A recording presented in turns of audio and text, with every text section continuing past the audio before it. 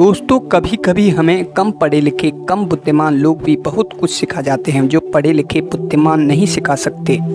जिंदगी एक कला है जिसको हम समय के साथ सीखते हैं, सफलता प्राप्त करते हैं। दोस्तों, हर चीज़ के दो पहलू होते हैं, जैसे दिन और रात, सुख और दुख, अमीर गरीब, सफलता असफलता। एक जाने के बाद दूसरा आता है, इसलिए हमें कभी भी किसी चीज़ या गुण पर अभिमान नहीं करना चाहिए, क्योंकि कर्मों के फल सभी को मिलते हैं। जरूरी नहीं आप अच्छे कर्म करोगे तो अच्छा ही फल मिलेगा, कभी कभी आपके पूर्व जन्म के फल भी आपको भुगतने पड़ सकते हैं।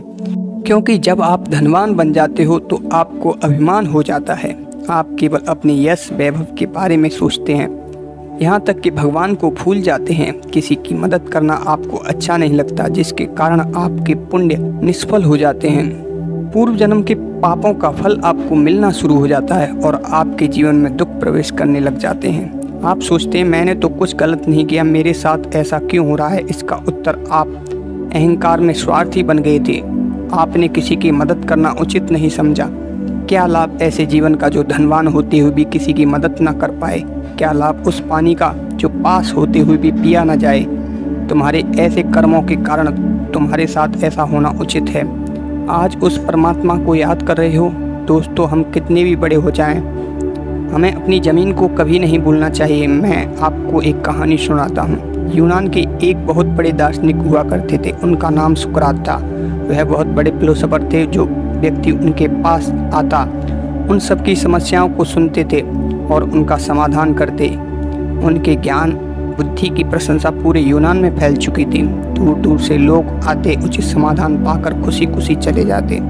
इस प्रकार बहुत लोग उनके शिष्य भी बन चुके थे। एक बार सुकरात प्रवचन कर रहे थे, तभी उनके शिष्य के मन में प्रश्न उठा। प्रश्न को पूछने की बड़ी उत्सुकता थी, लेकिन अभी उचित समय नहीं था। ऐसा सोचकर शिष्य ने मन में सोचा, चलो प्रवचन के बाद उचित समय होने पर प्रश्न अवश्य पूछूंगा।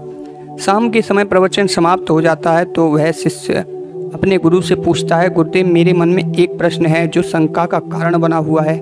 मैं तो आपका एक छोटा सा शिष्य हूँ जो जीवन के बारे में आपसे सीख रहा हूँ, लेकिन आप यह बताएं कि आपने किससे सीखा। आपके गुरु तो आपसे भी महान होंगे, उनके विचार भी महान होंगे।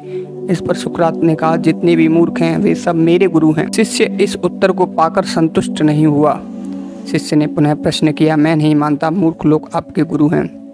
सुकरात ने पुनः उत्तर दिया, मैंने कहा ना, सारे मूर्ख ही मेरे गुरु हैं। तुम्हें विश्वास नहीं होता, अब मैं तुम्हें समझाता हूँ। मेरे पास वो व्यक्ति आते हैं जो अपने जीवन से परेशान हैं, जो किसी चीज़ के आदी हैं, जो मूर्ख हैं। जो सबसे पहले मेरे पास कोई व्यक्ति आता है तो मैं देखता हूँ इस व्यक्ति के अंदर ऐसा कौन सा विकार है जो इसके मूर्ख होने का लक्षण है। यदि उसमें वो विकार है तो कहीं मेरे अंदर भी ऐसा विकार तो नहीं।